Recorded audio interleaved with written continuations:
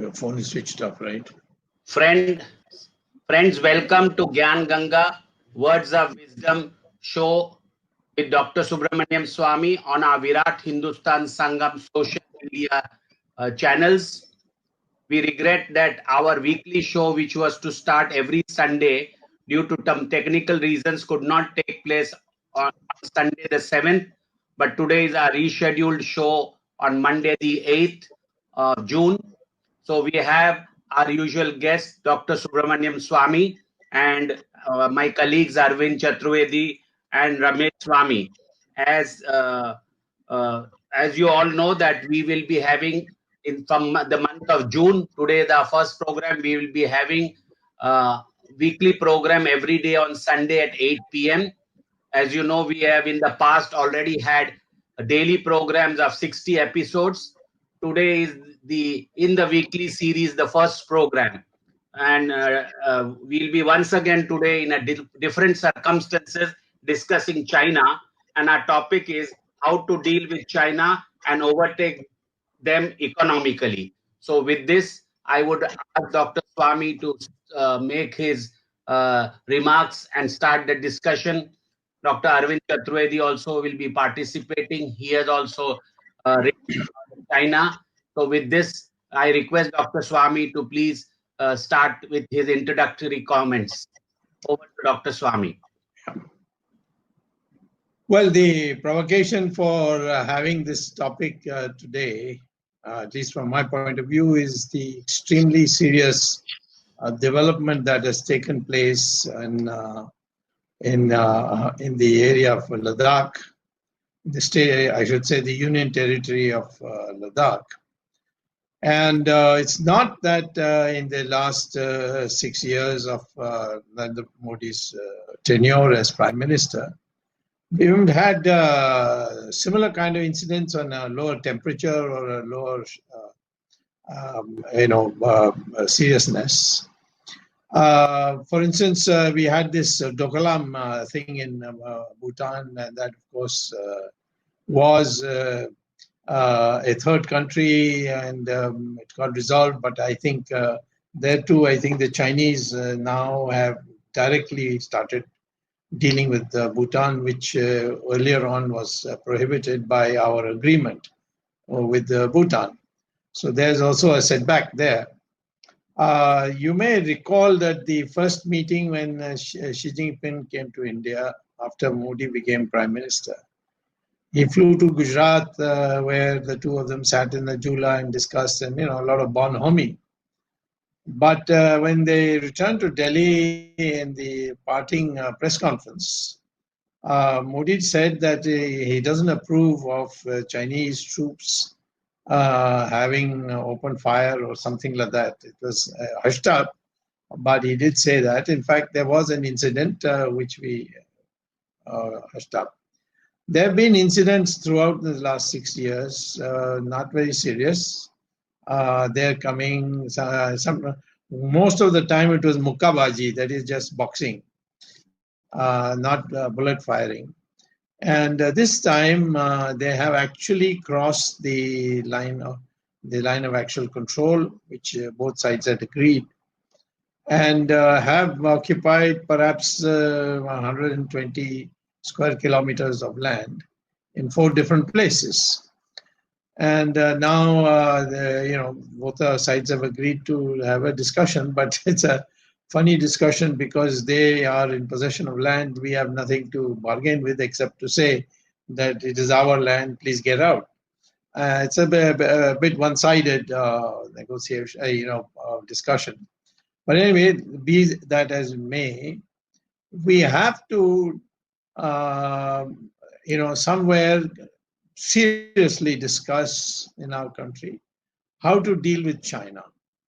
We have been swinging from one extreme to another. We were Hindi Chini bye-bye, then they became enemies, then again we became friends, then Mr. Modi said we are strategic allies, and now we have come down to ordinary, opponents on the ground. So we need a doctrine, a China doctrine, which tells us how we should behave with them. And I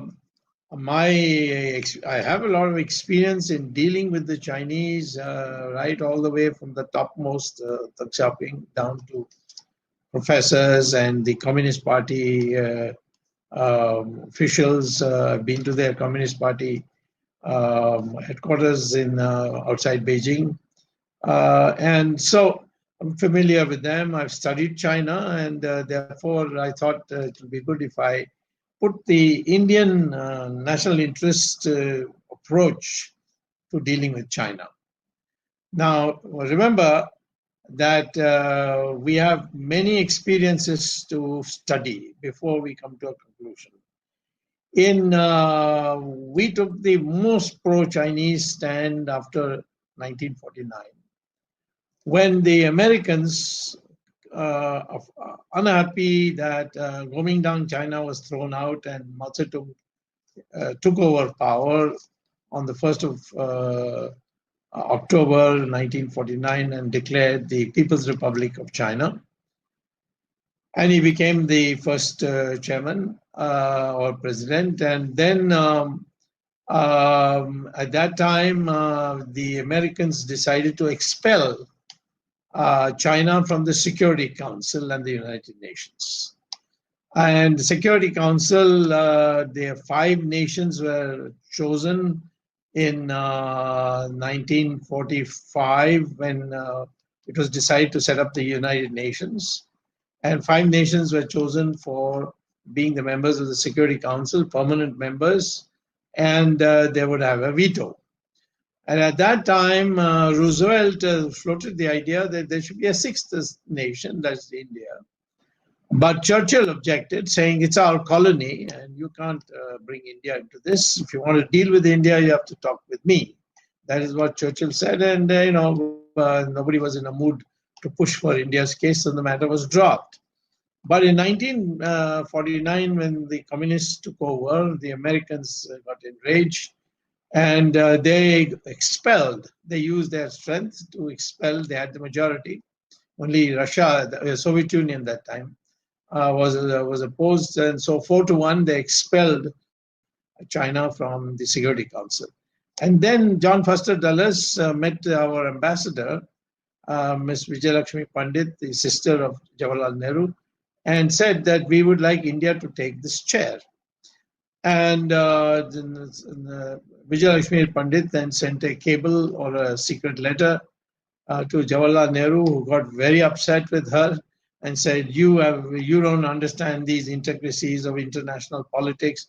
Don't get into it. You just give cocktail parties and forget that's all your work is as an ambassador. I mean, he was very angry with her. And then the matter was dropped and we declined. And then Jawaharlal Nehru made a statement that this chair belongs to China. It doesn't matter which government is there. Today, the communist government of China is in total control. So their chair should be given to them. Now that, of course, the Americans refused. They refused their membership of the UN. India then, every General Assembly session in September of every year, made a speech saying that China should be given this, should be admitted to the United Nations and given the Security Council permanent seat. And we did it even after 1962. I mean, such loyalty I have not seen. And in 1971, the Americans found Deng Xiaoping as a very practical leader, and they entered into an agreement with China, and they went the whole hog. They gave them trade benefits, which they never gave to India. It was a complete. Main reason was that by then the Chinese had become anti-Soviet. So to put the Soviet Union in its place, of course, there's no Soviet Union today. It's all broken up into 16 countries. Only one residual part is called Russia. So that Soviet Union was an enemy of the United States. So they were enjoying the fact that China, a big country, neighbor of Soviet Union, was there. I'm telling you all this because please understand that we have been behaving with China not as an equal country, but as a supplicant, all through. And that is precisely why China has contempt for you. in your dealings. So that, you go down the line. Then Jawaharlal Nehru didn't stop there. The Chinese then sent their army into Tibet and took over Tibet. And the Dalai Lama appealed to us for help, and we didn't give him. So he signed an agreement in 1956, I think, with the Chinese accepting Chinese sovereignty over Tibet. And India then in 1954, before Dalai Lama did it, signed an agreement with, which was called the Panchsheel Agreement, with China, where they said Tibet is an autonomous region of China, and the sovereignty of China is complete on it. Of course, there was some haggle whether we had agreed to suzerainty or sovereignty, and Nehru told a lie in Parliament that the Chinese language does not have sovereignty and suzerainty separate, which is rubbish. Suzerainty has 3 Chinese characters, and sovereignty has only 2 Chinese characters, and they have different pronunciations. So therefore, but anyway, we sold Tibet down the river.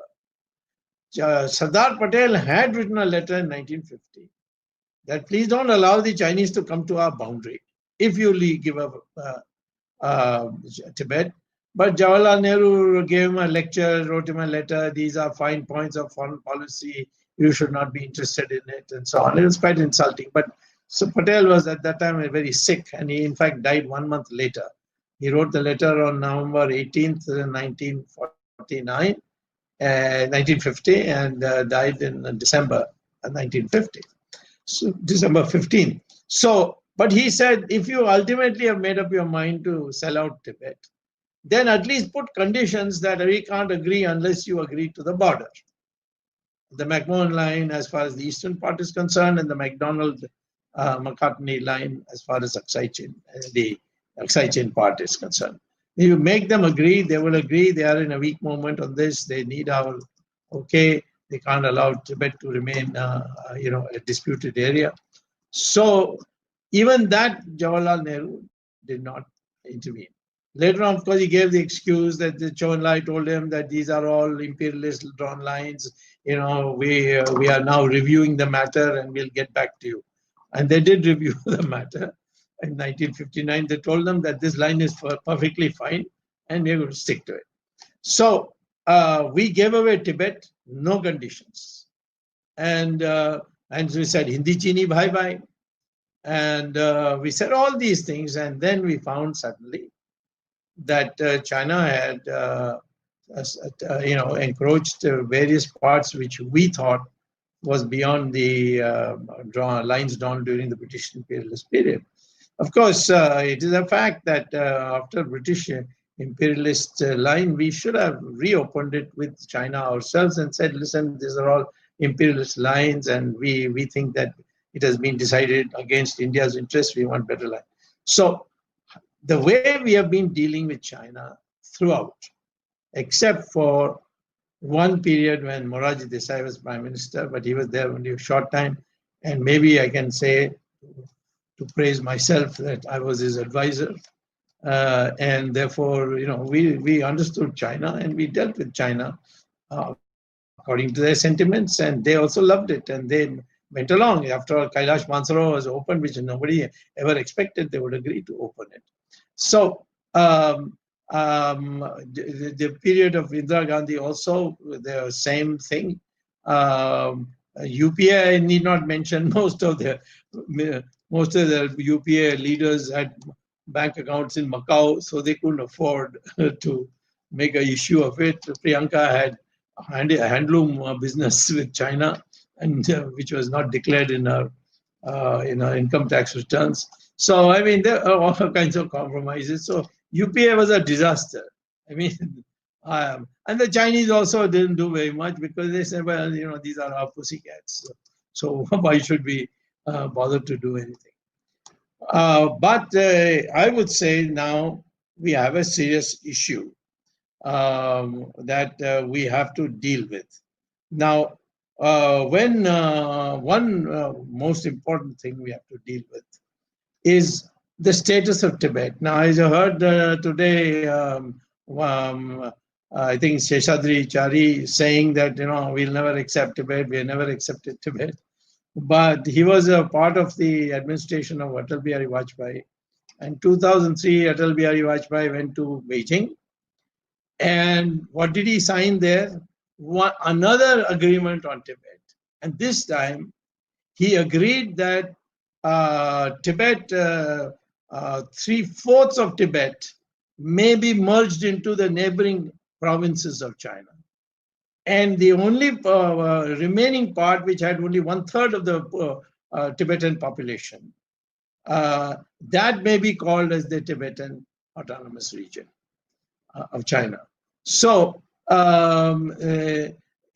Tibet is now not the same Tibet as we knew before. It is just a small quarter, and the population is only 1/3 of the Tibetan population. The rest are all being merged, and then the Chinese, they are very, very smart people. They have homogenized that population. They have sent people from other parts of China, the Han people. And so now what is left is a very small part of Tibet. So there Seshadri Chari, in a meeting of intellectuals, said, we have always considered Tibet as part of China. So today, he's saying, no, it's not part of China. So, I mean, we look to the international, in our case in the international world, as ridiculous. We have to stick to one policy. If you have done, then openly say, we are repudiating that treaty. There are consequences of that. But then that will be honest. And that will be respected also. But don't do a somersault and say, no, we never agreed.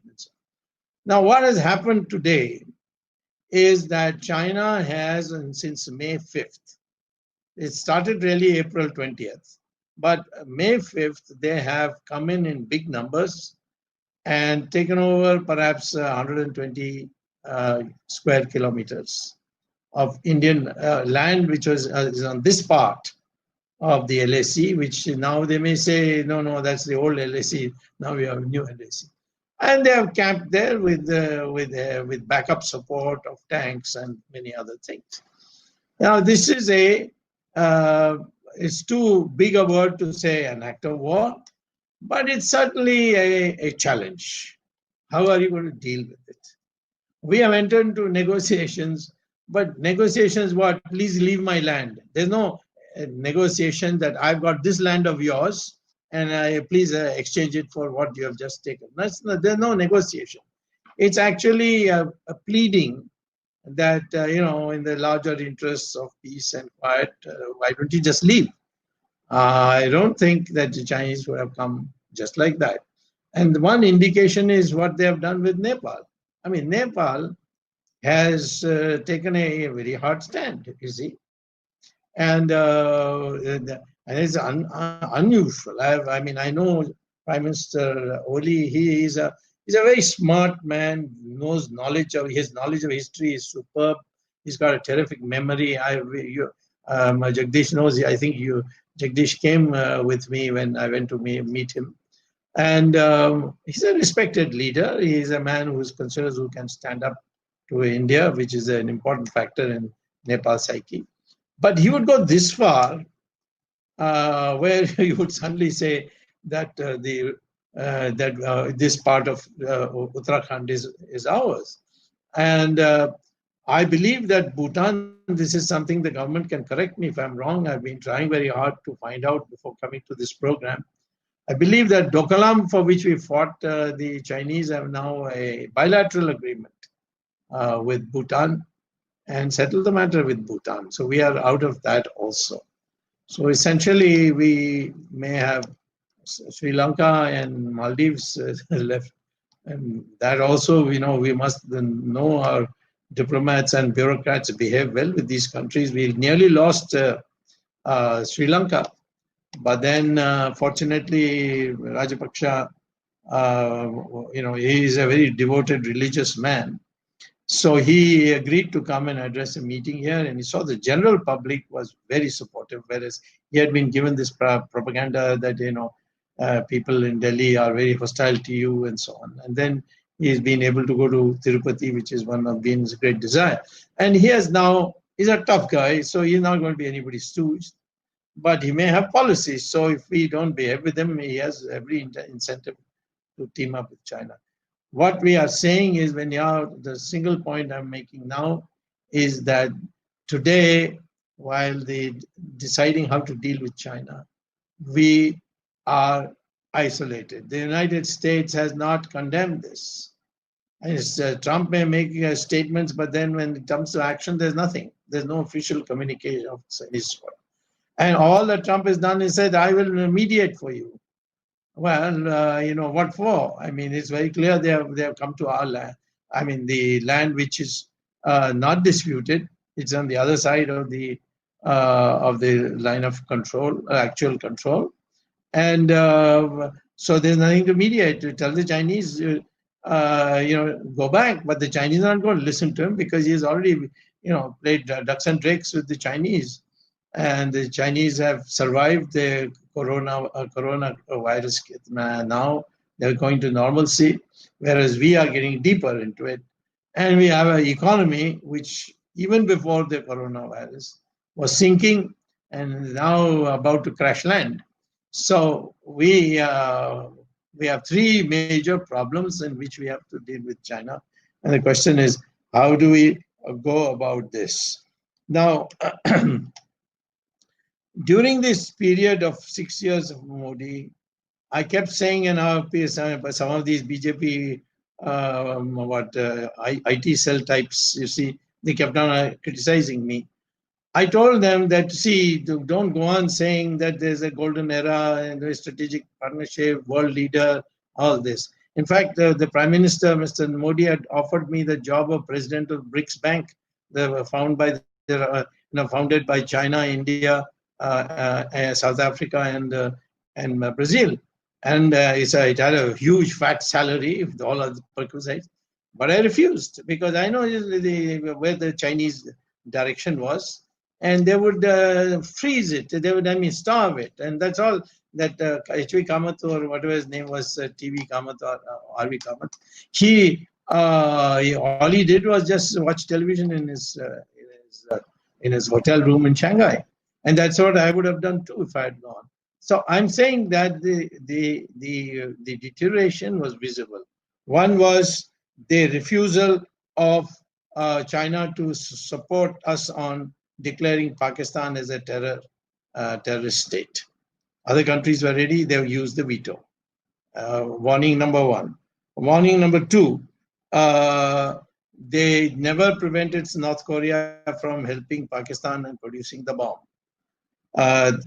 Warning number three, they decided that we will take a hard line on these trade matters. I mean, I think the exports to India is about 3 or 4 times the imports from India, and they have not agreed to sit and monitor. You may remember that during when I was Minister of Commerce, I went there and signed the first trade agreement. It was they went so much out of their way to give it. So the first point, therefore, I will say is now, after giving all the other points of what's against, that China is a practical country, but a bit emotional. If you are with China in the moments of difficulty, when they're in difficulty, and you stand by them, they are people who never forget. I mean, I don't like their relationship with Pakistan, but you see, in 1953, nobody was ready to even say hello to China. At that time, Pakistan made diplomatic relations with China, and being a member of the American SEATO, Southeast Asian Treaty Organization, they maintained that relationship, and they never forgot, and they have been there. Now, of course, they're a little unhappy with Pakistan because so many terrorists from Pakistan have come through Karakoram Pass, gone to Xinjiang, and they're creating havoc there. And so the Chinese, of course, have treated them very hard. But they are not soft state. They don't like any rebellion in their own country. So I'm saying that generally speaking, I feel, even at the personal level, if you are with them on a difficult situation, when they are in a difficult situation, they tend to be very generous in dealing with you at another level. In 1977, when Morarji Desai was Prime Minister, they had a big problem with the Soviet Union. The Soviet Union was about to attack them. Soviet Union asked Morarji's government to allow them to take troops into India and then go from India to Tibet, through the belly of Tibet. And Morarji Desai said, nothing doing. And then they quoted the Indo-Soviet treaty signed by Indira Gandhi. They said, she signed it, go and ask her. I'm not going to do it. And that was conveyed to China. And it is that which led to the thaw, which we saw in the late 70s and the whole of the 80s, because the gesture which Morarji Desai showed. And at that time, the Assam agitation was going in the early 80s, and they wanted to go to China and bring arms. But on my request, on behalf of Mrs. Gandhi, at her request, I raised it with Deng Xiaoping, and he said, if anybody from India in that area crosses over, we'll arrest him and hand him over to your police. And they have kept that. They kept the word throughout.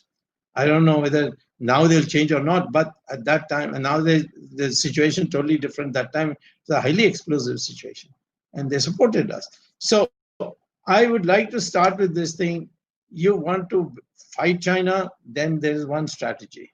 If you want to be friends with China, then there's another strategy. And today the mood in India is everybody is thirsting for action. But without preparation, don't thirst for action. This is what Jawaharlal Nehru did. When he saw the country was up in flames after what happened with Dalai Lama and what happened in forward posts and so on, what did he do? He said, I've given the instructions to the army to throw the Chinese out. And he went off to a conference in Colombo. And the Chinese were ready, and you are not. Your people were in tennis shoes, and they had no guns, repeater rifles, nothing. They had a whole 303 rifle, and so we got a thrashing. So don't do this. At this moment, our first priority, in my opinion, is to build the economy. And can we build the economy? Of course we can. Have we not built the economy after every crisis? What happened in 1965 when we were starving, on the verge of starving? We were begging for PL 480 loans from America. We were waiting for ships to come, and the New York Times headlined it, India waiting from ship to mouth. This kind of derogatory remarks were being made. And Lal Bahadur Shastri became Prime Minister, and he took his senior ministers into confidence, brought in some specialists like M.S. Swaminathan, and then he came up with this idea of the special package for 10% of the top farmers, and that's how Green Revolution came. He gave them first fertilizers, he gave them assured water, he gave them seeds, new seeds, which he got from Philippines and from the United States Food Research Institute. And in 10 years' time, we were transformed, and the whole world was celebrating us as Green Revolution. And the man who gave us the seed from the Food Research Institute, he got the Nobel Prize. Shastri didn't get the Nobel Prize, but he got the Nobel Prize. So, I mean, little common sense India. Similarly, 1990, bankrupt. We were about to, not be able to pay our foreign debts, because they accumulated so many foreign debts, and they all became due for payment when I took over as Commerce Minister. Fortunately, the Americans came and made a request that they're going to fight a war in Iraq, and therefore their planes coming in from Philippines have to refuel on the way, and India is the best place for us. And since you are people who have a new ideology compared to the past, you might agree. So I told them it depends on what price you pay. Americans, everything is give and take. And that's how we got $2 billion from the Americans, not American money, but through the IMF. But they have so much influence, they were able to give it to us. Everything transformed there. And Narasimha Rao took over and he applied the same market reforms. And in 5 years, he raised the growth rate to 8% from what was called the Hindu rate of growth of 3.5%. I think today we are in a position to grow at 10% per year. If you grow at 10% per year for 10 years, you'll overtake China. China's model is over. I'm not saying China's model has failed. China's model was greatly successful, but it has become obsolete. And what was China's model? It was a very simple model. That tell the East Asians, listen, now your labor has become very expensive. You can't export to America all your electronics. Previously, you were doing Panasonic, this thing, Sony, and etc., and all your computers and so on. But now all has become expensive. And therefore, we will say that you send us semi-processed goods and we will add value to it and export it. So they imported from East Asia and they have a negative balance of trade in that. And then they added value with their cheap labor. And the Americans then came in because by then the Nixon initiative had worked and the Americans were ready to give them anything. And they gave them a lot of money. They set up joint ventures. And then the production started of adding value. Lenovo, the semi-processed comes from Taiwan.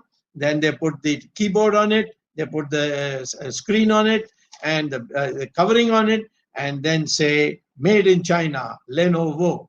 So it's not made in China, it's made in Taiwan. So same thing with other things. And this switch trade gave them negative balance of trade with East Asia, but a huge positive balance of trade with America and Europe. And that's how they piled all this money, foreign exchange and so on. To say that, oh, all this will come to India, this is absurd because we have not prepared for it. We don't have the kind of infrastructure the Chinese have built to make all this possible. And they had a labor which they brought in from the agriculture. And most of the Chinese products are really produced elsewhere. The only Chinese add the value. Take, for instance, your iPhone. It says made in America, USA, but it is made in China. And the Apple said, I will only make it in China if you allow me to say made in America. Otherwise, I will not come. And so the Chinese, you see, they are interested in copying technology. So they call them over. And now the Chinese are producing superior cell phones for world sale. So this cleverness now is exhausted. I mean, now China has to go back to a genuine competitive market economy. And that will be clashing with their political system, and how they resolve it is something you've got to see. We have enormous potential. We are not using it. We have tech agriculture. We have more arable land than China has. China has larger area, but most of it is unarable. But ours is more arable. 120 million hectares of land we have. But we grow only one crop in most of it. In China, they grow 3 crops a year. America also grows 2 crops, but the third year is the third crop they can't grow because of the snowfall. So if in India, which only 25% of our land is growing more than one crop, if we can grow 3 crops, we'll triple production. Where is the shortage of water in India? Desalinate seawater. The Israelis are willing to give you the machine. And we don't do it because some chief minister has had a deal with the water tank wala, and he doesn't want to give up that money. So Chennai will always be short of water, even though you can get water by desalination. It's not that we don't know how to do it. We have already done desalination water in our Kalpagam atomic energy project for the residents of our resident scientists. In Jamnagar, Reliance has done it for producing, they have an oil factory. I think their oil producing company is called in Jamnagar, and they have put the Jamnagar municipality wouldn't give them water, so they put in a desalination plant, and today they are giving water to Jamnagar municipality. They are selling water to Jamnagar. It can be done all over India, at least all the coast, and then put by pipes. There are rivers which go to the ocean without being used. Most of our rivers are going to the ocean. In Kerala, there are 46 rivers crossing into the ocean, or 96% going into the ocean. So we have no water conservation system. All these are the things that need to be done. And small and medium industries, we produce the cheapest. They produce the ancillaries. We've been winning the first prize for automobile ancillaries, and that's why Tamil Nadu today in Sri Perumbudur has become is like Detroit. Why? Because our automobile ancillaries are the most superior one, because our chaps have been financed properly by the private sector, and they have produced all these superior ancillaries, and therefore Japan, which every year gives something called Deming Prize. Deming was a professor of statistics at Harvard, and he had invented the quality control system, and the best quality automobile ancillaries produced in India, and we don't know that. There's so many other things. We today have 60% of the world's thorium. Convert that into a reactor fuel, you will get enough electricity to give to all our neighbors if they are on good terms with us. So the India's potential has to be used, and for that, the most important thing today is that the rate of investment should rise from where it has fallen in the last 5 years. It has fallen down to 27% of GDP. It was originally 36, raise it to 38, and make the use of capital efficient by having reasonable taxation so that people don't do black money, make black money, and so on, and therefore show an artificial increase in the cost of production so that they can take the siphon off the black money. So give incentives to the people, and you can tomorrow start booming as an industrial economy, because we got cheap labor. Our labor is much cheaper than the Chinese now. And over a period of time, instead of this switch trade that the Chinese did, we can say we become the industrial base. We'll produce it from beginning to end. We are capable of doing it. And that is the way to go forward. But unfortunately, the bureaucrats of the finance ministry have scored. They regard all industrialists as crooks who have double accounting, etc., etc. And that is the reason why we have this situation where we are clueless how to proceed. Our economic growth is now down to 3% before the coronavirus came. 3%, which has never happened even in Jawaharlal Nehru's time. Jawaharlal Nehru had 3.5%. And it is going to be minus 6.5% by the end of this financial year, which takes place on 31st March 2021. So improve your economy first. So what is the strategy? Improve economy, very easy to do. Empower the people, give better wages, make them healthier, give the factories tax exemptions. Now, you see, just recently, they have raised the oil prices for airlines to 4 times what it was. Why would you do that? I mean, you're just squeezing the airlines. This is the time for airlines to fly cheaply across the country, but you're doing it, squeezing it, because you're thinking that if they all die, then maybe Tata will bring some Singapore airline, or some Etihad will come, or something. There must be some angle in that. But I don't understand with anybody with brains would raise the air fuel prices at this stage. But it's been done. And how do you get these messages across? I can't go on writing letters to the PM. I've been doing that, but After all, he has got so much work. And there's no use writing to the finance ministry because they are too timid there, too worried not to be known as taking a stand which is contra to what the present policy is, or they just don't know. So therefore, India can, like it did in Green Revolution, like it did in Narasimha Rao in Chandrasekhar's time, again boom towards 10% growth rate. And if we do 10% per year for 10 years, you will become ahead of China. And that is the time when, meantime, you should be building up your industry, defense industry, should get ready, prepared, and then you start recovering what is yours. And the Chinese themselves may understand. And I think, ideally, I would like to discuss with China and win their confidence, which is possible, according to me. Others may not agree. But my dealings with China, I feel they are the most reasonable people, but they are emotional. And if they start suspecting you, no logic will ever appeal to them. Somehow, fine. Otherwise, if it's war, then it's like Mahabharat, telling Duryodhan, give 5 villages. The guy didn't listen, and he lost everything. He lost Hastinapur, Indraprastha. He lost his own life also. So, like that, have, like Krishna, till the, last you try to see if peace can work.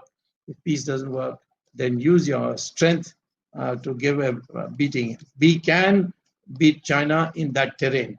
We have done it once in 1967 when the Chinese wanted to enter through I think it was called the Chumbi Valley, through to Sikkim. And our chaps took the tank on the mountain path. And many of them lost their lives, but they pushed the Chinese back. And it was a great victory, but we didn't want to publicize it, just in case China might get angry. That's what the bureaucrats said at that time. That is something that should be shown on television now. The 1967, our defeat of the Chinese army in that place, how our valor of our soldiers did it. So, therefore, have a positive attitude. This has happened. We need new policies, and these new policies first should get priority to improve your economy, because you're in a terrible, terrible state, and it's all your own making. And bring in new policies and transform India into an economic power, and then we'll tell the Chinese where to get off. So, Dr. Swamy, in last 40 minutes, what you have said is that India has 2-point agenda immediately. One is how to revive the economy, and second is how to deal with China politically. Yeah. Now, the first thing is not easy, but second thing is also very difficult. Yeah. You have given suggestions how to revive the economy, but I would just say at this point in time, if we look at the 30 years history of 40 years history of China, economic history of China, there is a lot to be learned from China. Yeah. I mean, China has brought in 20 years' time 400 million people out of abject poverty. China has maintained a 8 to 9% growth for 30 years. No country in the world has done that. And in 1990, not very long ago, only 30 years back, India's per capita GDP was more than China. And now look at where we are. No, that's not correct. 1990. But it's about the same. It's as good. Your point is as good. Yeah. So now in PPP terms and maybe nominal terms also, we are much below China's income. So there is a lot to be learned from China. Yeah. Now, when we say a lot to be learned from China, what are the 2 lessons other than these statistics and the policies and the value addition industry policy that which you narrated about Lenovo, other things? What more can be learned from China so that the first question is answered, how to revive the Indian economy? One point I noted was the alternative energy. China is no more relying on coal and oil. They have gone in for solar energy. In fact, China is now the number 2 in the world in production of solar energy. And India is also climate-wise saying is well equipped to generate solar energy. So one lesson which can be learned is no more reliance on coal and oil as energy sources, and there are alternative energy sources. Which other thing you can suggest? I find it insulting you say that this is one lesson we can learn from China. We were the world's largest users, even though it was minuscule, but by comparison, it was the largest users of solar energy in 1951 to 57. And then we got enamored of the West and started doing all those crazy things that the West was doing. Second, this trade union movement made all our industrialists think that best to have capital intensive technology. It's totally unsuited for India. So we wasted our capital. Our capital output ratio, you know that the rate of investment divided by the capital output ratio is the growth rate of the GDP. Right. We have a capital output ratio of now 4.5. Right. Japan, during his development period, had only 2. Right. We can easily be 2 and 2.5. If we have 2.5 and 36% as our rate of investment, what will be 12, 13, 14, 15%? Yeah. Okay, so don't say that this is a lesson that we have to learn from China. This is a lesson China learned from us and went ahead. We have only one thing to remember. They have instilled self-confidence in their people. And they are ready for, in dire situations, for sacrifice. Our people don't have self-confidence because the British built that into your brain. You feel inferior. Why are you wearing Western dress? I want to know. Why can't you wear kurta pajama like me? What is this mentality? Is unsuited for our climate also. Why is it that we say, oh, Sanskrit, that is communal? That also, China is mentally liberated. We are not mentally liberated yet, number one. Number two, we can teach one thing to China. They won't like it, my saying it, but I'll say it anyway. We can teach them democracy. Do you know that in 1975, 77, when the elections were declared, every person in America, I was in America, I had escaped there, and I was doing campaign there. Every American told me democracy is only for the well-to-do. When the stomach is full, the poor can never be for democracy. They will vote for Indira, and yours is a poor 40% is below the poverty line. So when the results came out, what happened? All the well-educated, English-educated South voted for Indira Gandhi.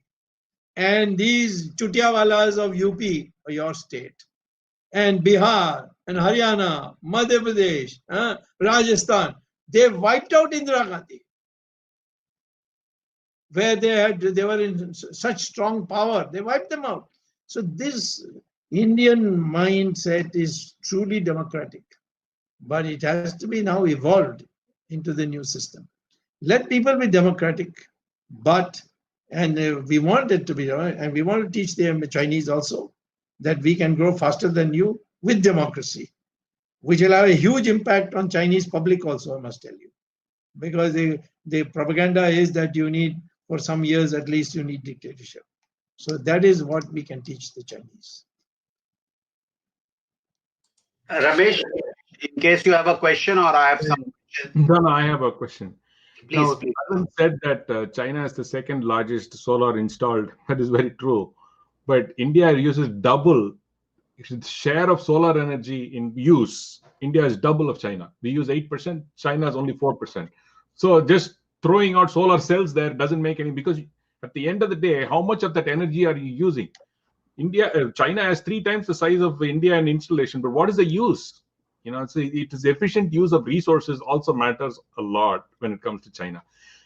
So that's one point. But the main one, Dr. Swamy, I wanted to talk was when Nehru, back when Dalai Lama came to India through Arunachal Pradesh, that time he said that we should not be worried about China. So I'll just read in verbatim what he wrote in a note to the G. Patsadi at that time. He's saying that he said the cable shows the Indian Prime Minister did not realize Indian common men's strong sentiments for the Tibetan people. Soon after the Dalai Lama had been forced to leave his homeland to take refuge in India. Nehru believed that the people's government in Beijing could only do good, in quotes, even in a painful manner, to the common man in Tibet. May I ask you? Yeah. Lack of understanding. No, it is hypocrisy. 1955, Dalai Lama and Panchen Lama came to India. And they came official as delegates for a cultural conference. Dalai Lama told Nehru, I don't want to sign this agreement that the Chinese are asking, where they want me to declare that Tibet will be part of China. Let me stay here.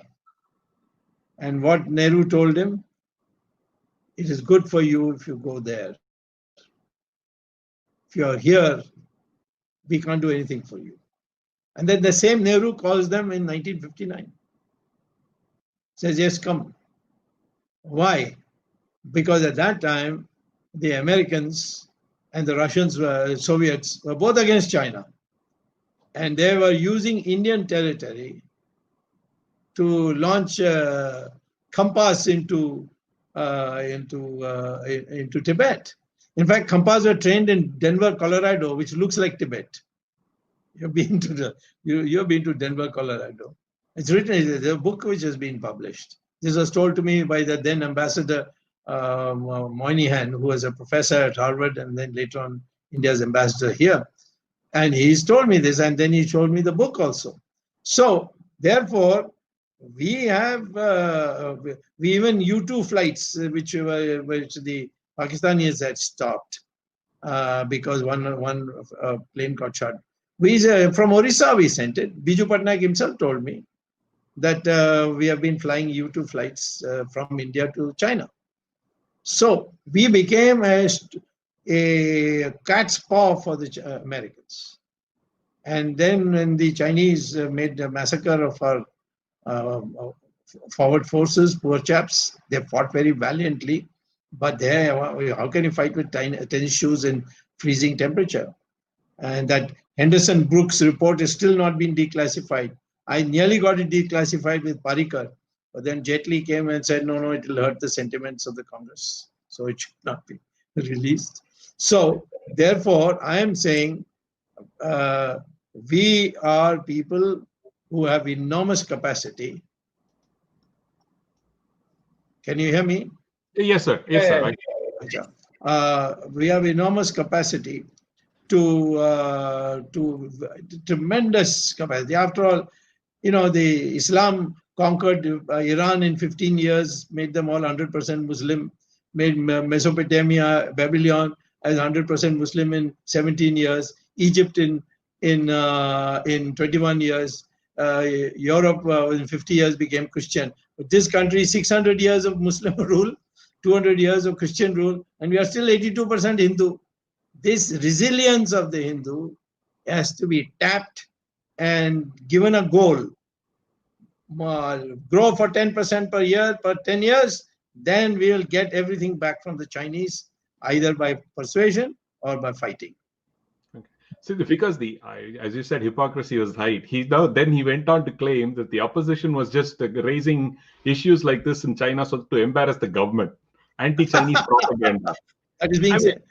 And it just continued. That same nonsense continued throughout 60 years of this rule with Congress. It's just pathetic that they kept on buckling to China, and here we are now trying to deal with them.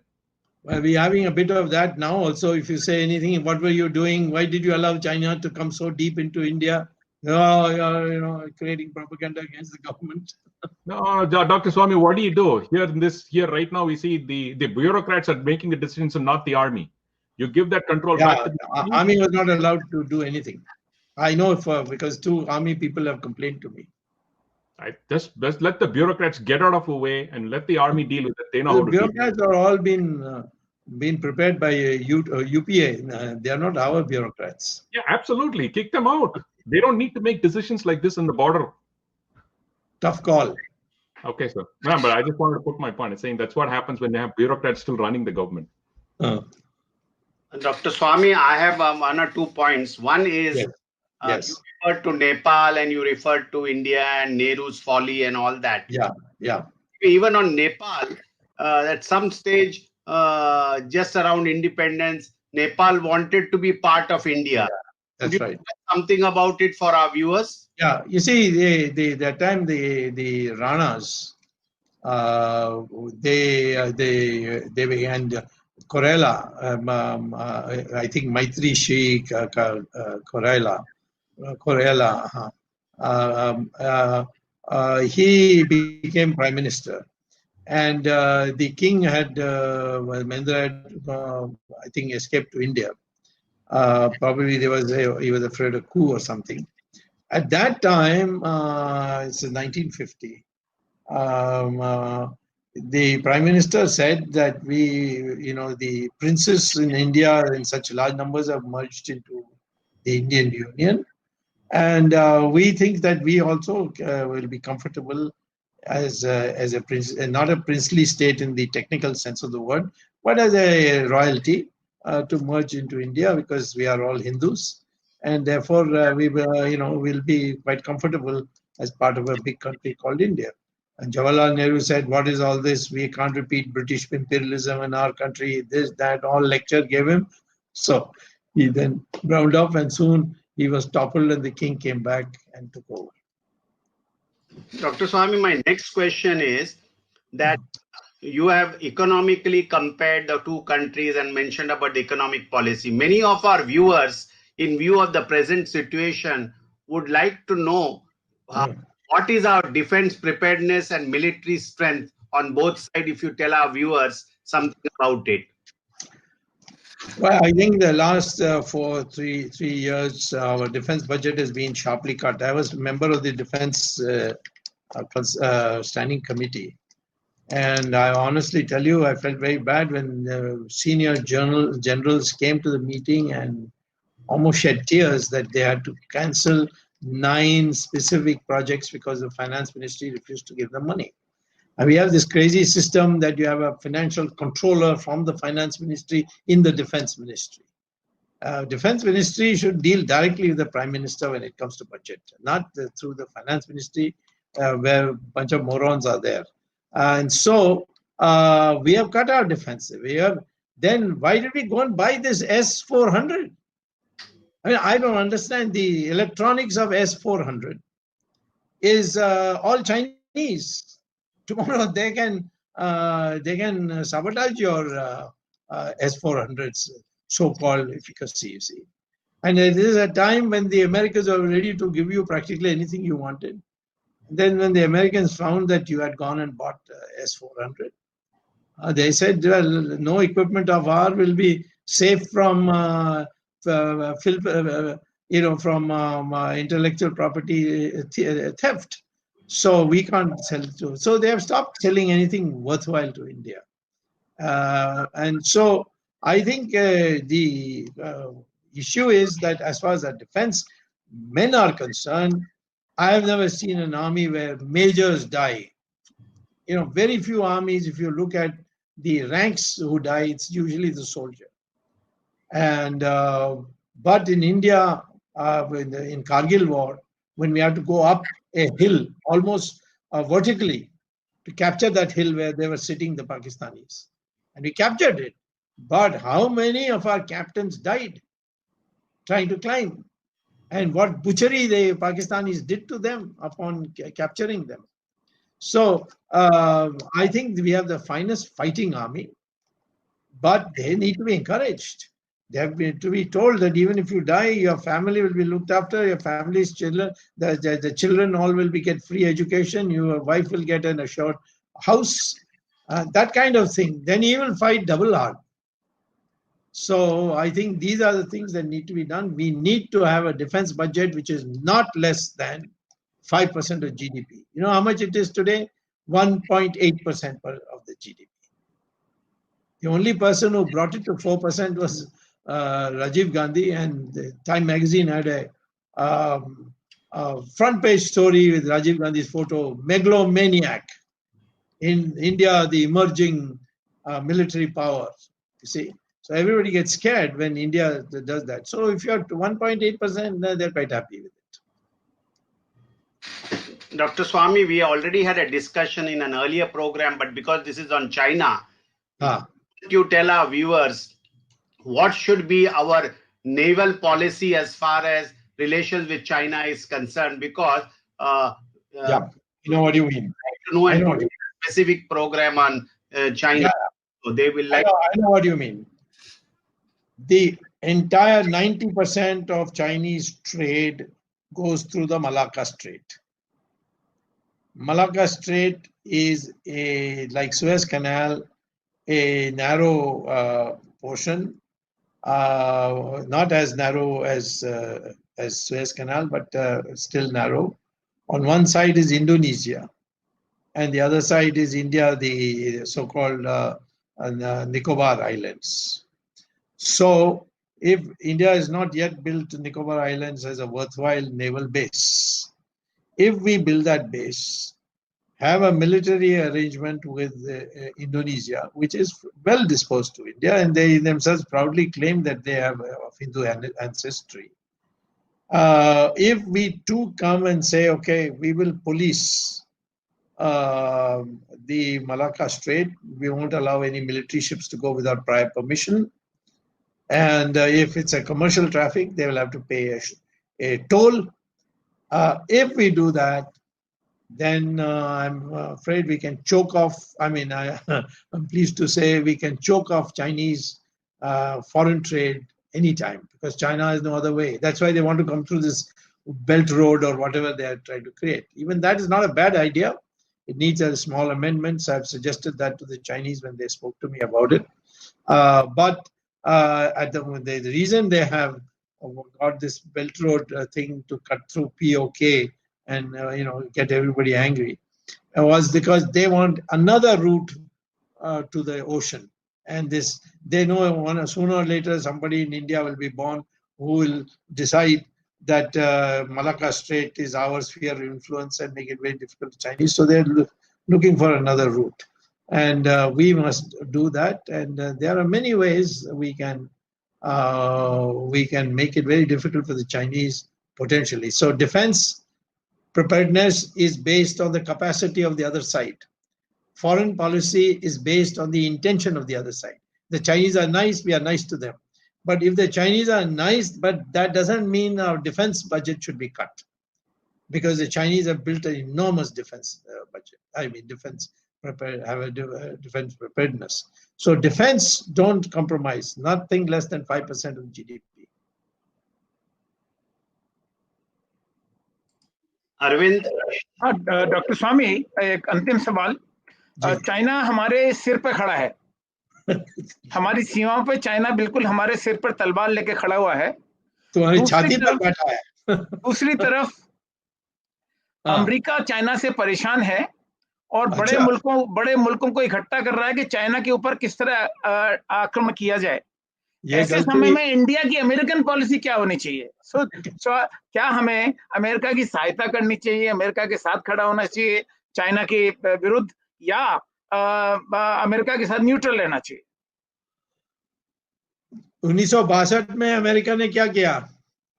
छोटा मोटा पिस्तौल ये वो आपको भेजा, परंतु China को condemn नहीं किया. और कभी इस बार अभी किसी ने कुछ बोला कि चाइना आ गई हमारी जमीन पर आकर बैठ गई? कुछ किसी देश ने बोला? जो देश बोलना चाहिए वही हमारे खिलाफ बोला, नेपाल. अमेरिका जो है वो थक गया है. वो अफगानिस्तान छोड़कर जाना चाहता था, तो वो हिंदुस्तान को कहा कि आप 20,000 सोल्जर्स भेजिए अफगानिस्तान के जो आज गवर्नमेंट है वो आपको बहुत पसंद करती है. उनके अधिकांश जो नेता हैं वो इंडिया के यूनिवर्सिटीज में पढ़े हुए लोग हैं. वहाँ की जनता आपकी बॉम्बे फिल्म्स की गाना बहुत सुनती है. ये इस प्रकार के उन्होंने बहुत समझाने की कोशिश की. हमने कहा नहीं, ये सब पॉलिसी हमारी कभी नहीं हो सकती. हमारी जो सोल्जर्स हैं वो दूसरे देश नहीं जाएंगे. यूनाइटेड नेशंस में तो जाते हैं, परंतु पता नहीं क्यों नहीं यहाँ नहीं गए. हमें वहाँ 20,000 सोल्जर्स भेजते, तो अमेरिका ने कहा हमारी सारी भंडार खोल देंगे, जो लेना ले लो. ये मैं खुद जानता हूँ क्योंकि मुझे भी ये बताया गया कि please tell your government this. But यहाँ तो कोई सुनने वाला नहीं था. तो आज अमेरिका तुम्हारे लिए क्या करेगी? वो कहेगी ये लोग कोई यानी ये सब इनकी मत का कोई समझ में नहीं आती। और अमेरिका के साथ एक डेंजर एक और है, वो कभी अपने को किसी और देश को बराबर नहीं मानती, वो सबको जूनियर पार्टनर। ऑस्ट्रेलिया से हमारी एग्रीमेंट हो गई, ऑस्ट्रेलिया क्या है, वो अमेरिका का चपड़ासी है। हाँ, और ऐसे ही है, जापान कुछ वो कर सकते हैं अलग से, और अमेरिका सीटी मारेगी तो लाइन पर खड़े हो जाएंगे। तो इसीलिए अमेरिका का चरित्र समझो, उनकी जो कभी इंटरेस्ट आती है उसमें हमारी हाँ में हाँ मिला सकते हैं, तो उसमें उस आधार पर एड हॉक बाइलैटरल अरेंजमेंट करें, परंतु उनके साथ हम गठबंधन करें, उनकी सहायता लें, वो कल बदल जाएंगे। मैं कहता हूँ कि ट्रंप दोबारा जीतेगा तो पहला उसका होगा कि शी जिनपिंग को बुलाएगा वाशिंगटन, ताकि यार हो गया पुराना जो हो गया, और शी जिनपिंग भी आएगा, नेचुरली उसका लिए फायदा होगा। तो ये अमेरिका ये मत गलती करिए, मैं उनके बीच में 10 साल रहा हूँ, मैं उनको पूरी तरह जानता हूँ। वो सब गिव एंड टेक वाले हैं, तो कुछ दो कुछ लो, और यदि तुम लेने के लिए सोचोगे देने के बिना तो वो समझेंगे तुम बदमाश हो, और यदि दोगे लेने के बिना तो सोचेंगे तुम मूर्ख हो। तो इसीलिए अमेरिका के साथ कोई गठबंधन की बात नहीं करो, अमेरिका के साथ लेन देन की बात करो। Thank you, Dr. Swamy. On this note, we come to the end of this program, first in the series of weekly programs. Today, Dr. Swamy has provided his wisdom on every point connected to India, internally, that is the economy, and externally, that is China and the bordering situation and role with USA and so on. Thank you again very much for bringing this issues together. Viewers, next week, Sunday. Today, we are meeting on Monday because yesterday, due to technical difficulties, we could not have our episode. So weekly episode, the second one in this series, will be on 14th of June. And the topic will be announced to you much before the day. And looking forward to see you again on Sunday. Thanks to my colleague Jagdish Shetty, Mr. Ramesh Swamy, and the technical team headed by Ashish Shetty, and the people who have been supporting this program backstage, Tejas, Ishwar Iyer, and others. Looking forward to see the viewers once again on Sunday, 14th June, 8 p.m. IST. Thank you very much. Namaskar. Jai Hind.